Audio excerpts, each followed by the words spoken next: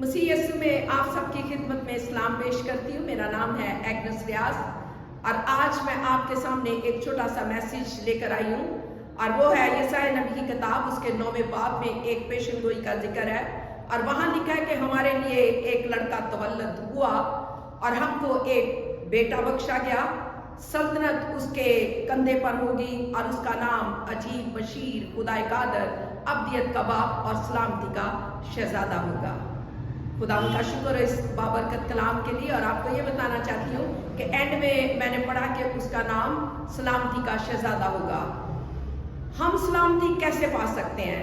हम सलामती, अमन और खुशहाली और पीस जिसे कहना चाहिए, इस तरीके से हासिल कर सकते हैं कि उस लड़के पर यानी खुदाम यीशु मसीह के नाम पर ईमान लाए, जिसके नाम के वसीले से हमें निजात मिलती है, जो हमारे लिए आया ताकि हम उसको अपना निजात दहिंदा कबूल करें। जब हम उसको अपना निजात दहिंदा कबूल कर लेते हैं, अपने गुनाहों का इकरार करके उससे कहते हैं खुदा मेरे गुनाहों को माफ़ कर दे, मेरे दिल में आ जा और मैं तेरी बेटी या तेरा बेटा बनना चाहता हूँ, तो आप आजमा के देख लें। जो ही आप इस बात का इकरार करेंगे कि मैं गुनहगार हूँ, मैं तेरे पास आना चाहता हूँ, मैं तुझे कबूल करना चाहती हूँ और मेरे गुनाहों को माफ़ कर दे, तो उसी वक्त आपको हर किस्म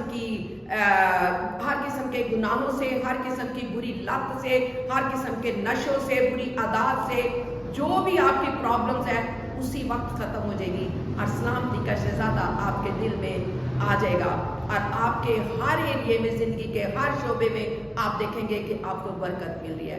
अगर बरकत पाना चाहते हैं तो इसका इकरार ज़रूरी है। जब आप इकरार कर लेंगे तो जहाँ जहाँ जाएंगे सलामती का शहजादा आपके साथ होगा, जहाँ जहाँ जाएंगे सलामती का शहजादा आपकी हिफाजत करेगा।